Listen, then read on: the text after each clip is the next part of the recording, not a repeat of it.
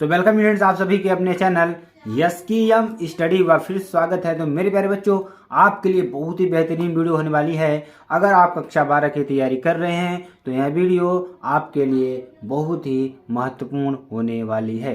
तो मेरे प्यारे बच्चों, आपके लिए क्या पढ़ना है क्या नहीं पढ़ना है उसकी चर्चा करते हुए हम आपको इस वीडियो में सारी चीज़ों को डिस्कस करेंगे। यहाँ पर हम आपको बताने वाले हैं कक्षा 12 विषय रसायन विज्ञान 1 से लेकर 3 चैप्टर के मोस्ट इम्पोर्टेंट जो आपके क्वेश्चंस हैं उन क्वेश्चंस की बात करेंगे और आपके लिए, आप एग्जाम के लिए हम बेहतर से बेहतर कंटेंट देने का प्रयास करेंगे और एग्जाम में आपको टॉप कराने का बिल्कुल भी प्रयास करेंगे। ठीक है, तो मेरे प्यारे बच्चों, आपके लिए देखिए पीडीएफ भी मिलेगी। कहाँ मिलेगी? skmstudyclasses.com website. कहाँ पर? skmstudyclasses.com website. ठीक है, तो यहाँ पर मिलेगी। और आपकी पीडीएफ कहाँ मिलेगी? यस्कीएम स्टडी का जो आपका टेलीग्राम चैनल है वहाँ पर आपको मिलेगी। तो बहुत ही इम्पोर्टेंट है आपके लिए और आपके एग्ज़ाम के लिए कि आपको क्या पढ़ना है क्या नहीं पढ़ना है। और आपके लिए तो यह वीडियो बहुत ही इम्पोर्टेंट होने वाली है। तो मेरे प्यारे बच्चों, चलिए स्टार्ट करते हैं और आपको हम बताते हैं कौन से इम्पोर्टेंट ऐसे प्रश्न हैं जो आपके एग्ज़ाम में 100% श्योरिटी है आने वाले हैं। ठीक है, चलिए हम आपको पहला प्रश्न बताते हैं। पहला प्रश्न देखिए, आपके स्क्रीन के सामने कुछ इस तरीके से दिख रहा होगा कि 1 बिलियन में 40 ग्राम NaOH को कितने? 1 बिलियन में 40 ग्राम NaOH को 500 ml जल में घोला गया है। कितने? 500 ml जल में घोला गया है। इसकी मोलरता एवं नॉर्मलता की गणना कीजिए। ठीक है, कितनी? इसकी मोलरता और नॉर्मलता की गणना कीजिए। तो यहाँ पर देखेंगे अगर तो NaOH की मोलरता की बात करेंगे। ठीक है, पहले मोलरता निकालेंगे। तो यहाँ पे आप देखेंगे इसमें मोलों की संख्या कितनी है? कितनी है मोलों की संख्या? अगर यहाँ पे देखेंगे तो 40/40 आपकी मोलों की संख्या हो जाएगी। यहाँ पे अगर आप देखना चाहेंगे तो NaOH मोलरता में क्या हो जाएगा? इसका फार्मूला क्या होता है? NaOH के मोलों की संख्या क्या? NaOH के मोलों की संख्या अपान विलयन का आयतन लीटर में। क्या कर रहा है? NaOH के मोलों की संख्या और अपान विलयन का आयतन लीटर में। तो यहाँ से अगर आप देखना चाहेंगे तो 40/40 क्या? 40/40 अपान 500/1000, इसको हम किस में बदल दिए? ml में बदल दिए। ठीक है, मिलीलीटर में है तो इसको क्या लिखेंगे?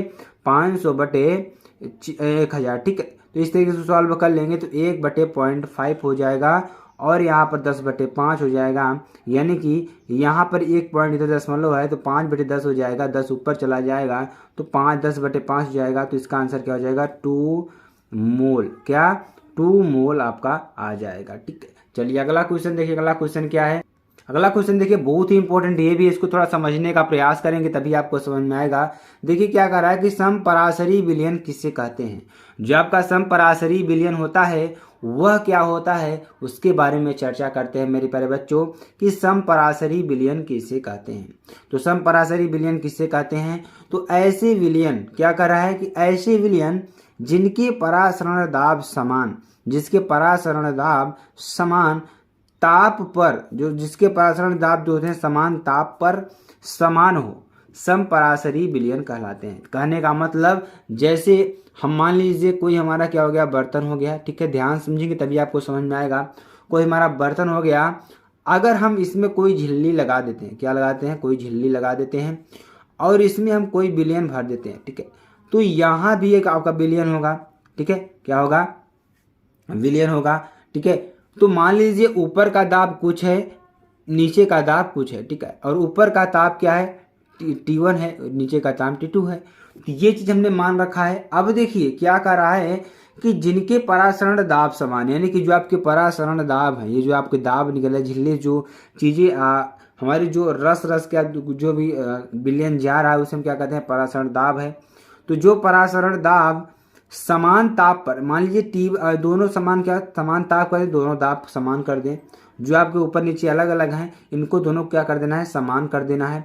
ठीक है, क्या कहलाता है कि समपराशरी विलयन कहलाते हैं। तो यही बात आपको कह रहे हैं कि ऊपर का दाब और नीचे का दाब, ऊपर का ताप और नीचे का ताप अगर हम बराबर कर देते हैं तो उसे हम क्या कहेंगे? समपराशरी विलयन कहते हैं। ठीक है, 2 समपराशरी विलयनों को अर्धपारगम्य झिल्ली द्वारा पृथक करने पर परासरण नहीं होता है। अगर हम इन पराशरी विलयन को क्या करते हैं, अर्धपारगम्य झिल्ली, देखिए जिसे हमने यहाँ पे झिल्ली लगा दिया है। आप लोग बताइए अगर इसमें ऊपर का दाब नीचे का दाब, ऊपर का ताप और नीचे का ताप दोनों समान है, तो क्या इसमें जो आपका दिख रहा है कि इसमें जो अर्धपारगम्य झिल्ली लगी हुई है इसके द्वारा पृथक होगा, विलयनों का पृथक होगा? बिल्कुल नहीं होगा, क्योंकि ऊपर का दाब नीचे का दाब समान है, ऊपर का ताप नीचे का ताप समान है, तो विलयन उसी तरीके से आपका बना रहेगा। अर्धपारगम्य झिल्ली से उसका परासरण नहीं होगा।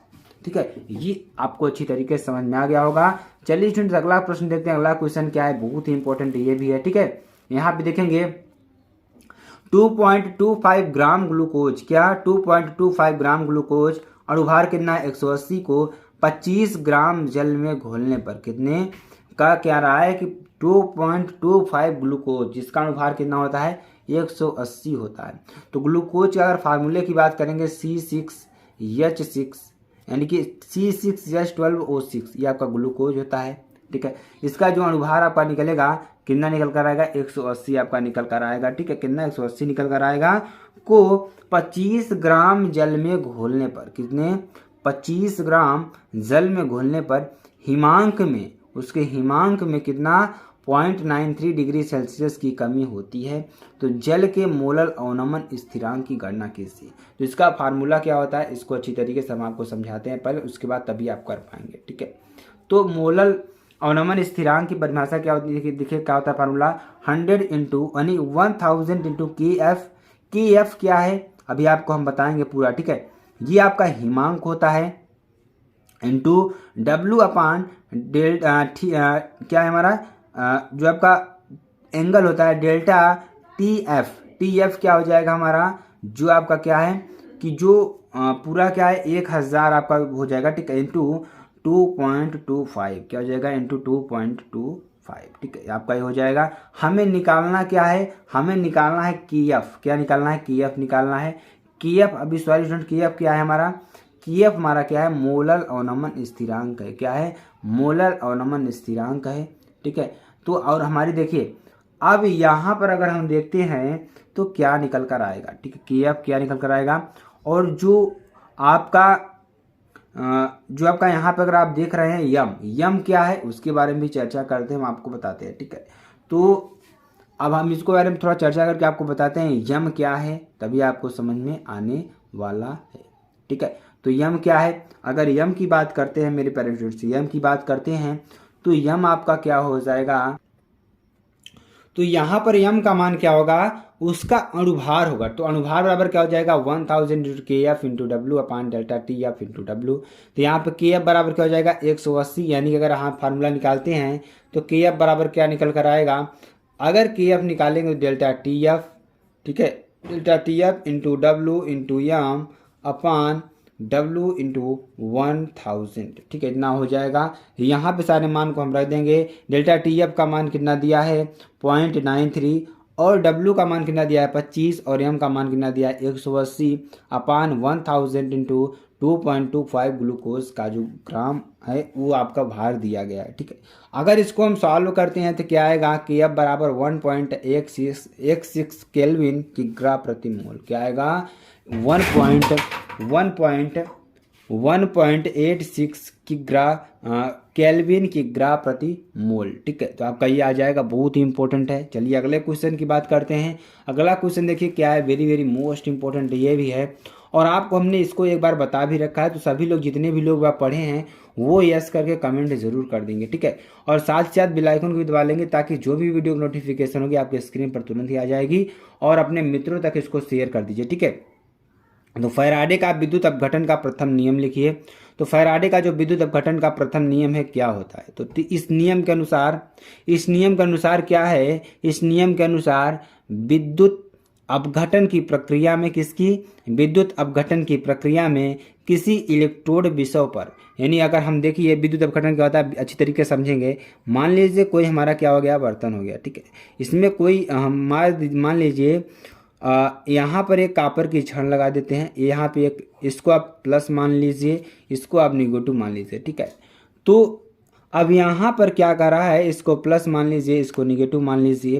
तो कह रहा है किसी अनुसार विद्युत अपघटन की प्रक्रिया। मान लीजिए इसमें क्या हो रहा है, विद्युत अपघटन की प्रक्रिया हो रही है। क्या हो रही है, विद्युत अपघटन की प्रक्रिया हो रही है। विद्युत अपघटन का मतलब क्या होता है कि इसमें अगर हम करंट प्रवाहित कर दें तो इसमें जो विलयन है वो आयनों में टूटने लगता है। किसमें, आयनों में टूटने लगता है। ठीक है, तो अब यहाँ पे जो विलयन रखा, मान लीजिए जैसे हम क्या लिखिए, NaCl का विलयन रख देते हैं तो Na+ और Cl- में टूटने लगता है। तो इसी को क्या कहते हैं, विद्युत अपघटन की प्रक्रिया कहते हैं। ध्यान समझेंगे तभी आपको समझ में आएगा। तो अब इसमें अगर विद्युत प्रवाहित करेंगे तो किस में बदलेगा, यहाँ विद्युत अपघटन की प्रक्रिया में क्या हो जाएगा, NaCl Na+ और Cl- में बदलने लगेगा। इसी को विद्युत अपघटन की प्रक्रिया कहेगी।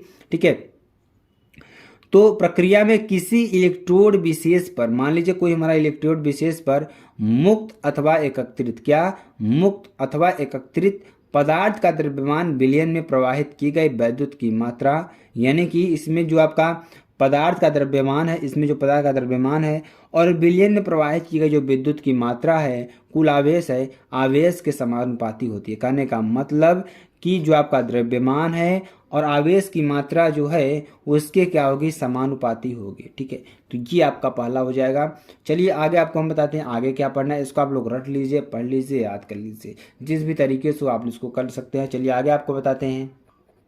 आगे देखिए, फैराडे का विद्युत अपघटन का द्वितीय नियम लिखिए। फैराडे का विद्युत अपघटन का द्वितीय नियम लिखिए। तो इस नियम के अनुसार, क्या इस नियम के अनुसार विद्युत अपघटन की प्रक्रिया, देखिए ये आपको थोड़ा पहला ही है तो इसको थोड़ा रख के दूसरा नंबर देखेंगे यहाँ से। ठीक है, यहाँ दूसरा नंबर देखेंगे, वो थोड़ा मिस्टेक हमने आपको बता रखा है। देखिए चलिए यहाँ पे दूसरा स्टार्ट करेंगे।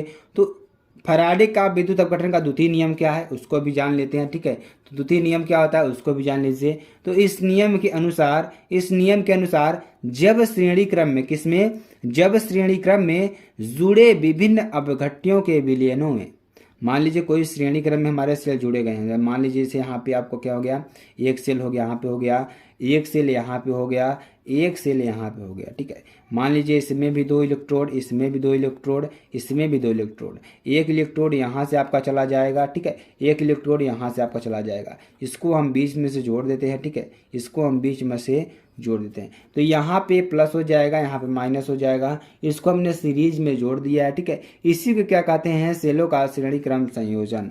तो इस नियम के अनुसार जब श्रेणी क्रम में जुड़े विभिन्न विद्युत अपघट्यों के विलयनों में, विभिन्न वैद्युत अपघट्यों के विलयनों में विद्युत प्रवाहित की जाती है तो इलेक्ट्रोड पर मुक्त या एकत्रित मुक्त पदार्थों का द्रव्यमान उनके तुल्यांकी भारों के अनुसमानुपाती होता है, यानी कि W1 is directly proportional to E1, W2 is directly proportional to E2। ठीक है, तो यहाँ से अगर हम निकालते हैं तो क्या हो जाएगा, W1/E1 बराबर W2/E2 या W3/E3।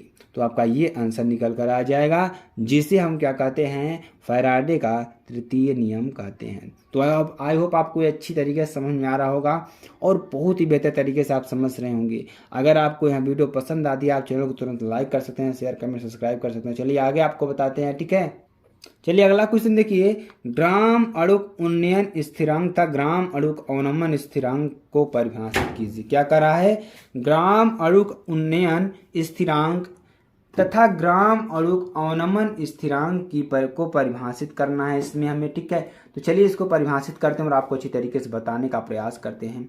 तो ग्राम अणुक उन्नयन स्थिरांक किसे कहते हैं, तो किसी विलायक के 100 ग्राम में, क्या कर रहा है, किसी विलायक के 100 ग्रामों में किसी अवाष्पशील विलेय या वैद्युत अनवघट्य के 1 ग्राम अणु घोलने पर, ध्यान समझेंगे इसे, ग्राम अणुक उन्नयन स्थिरांक किसे कहेंगे।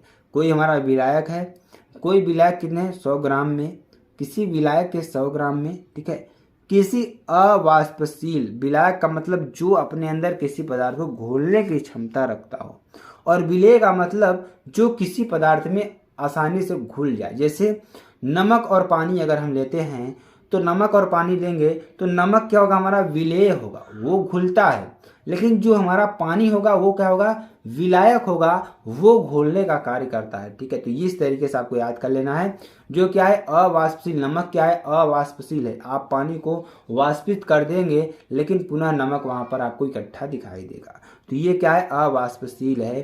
तो क्या कर रहा है, किसी विलायक के 100 ग्रामों में किसी अवाष्पशील विलेय या वैद्युत अनअपघट्य, जो टूट न पाए वैद्युत अपघट्य से, ठीक है, में 1 ग्राम अणु कोई घोल देने पर उसकी क्वथनांक में जो उन्नयन होता है, जो उसका क्वथनांक जितना बढ़ेगा, उसका ताप जितना बढ़ेगा, ठीक है, वह उस विलायक का ग्राम अणु उन्नयन स्थिरांक कहलाता है। इसे के या के 100 से व्यक्त करते हैं। आई होप आपको परिभाषा इसकी अच्छी तरीके से समझ में आ गई होगी। चलिए आगे आपको बताते हैं, ग्राम अणुक अवनमन स्थिरांक क्या करा है।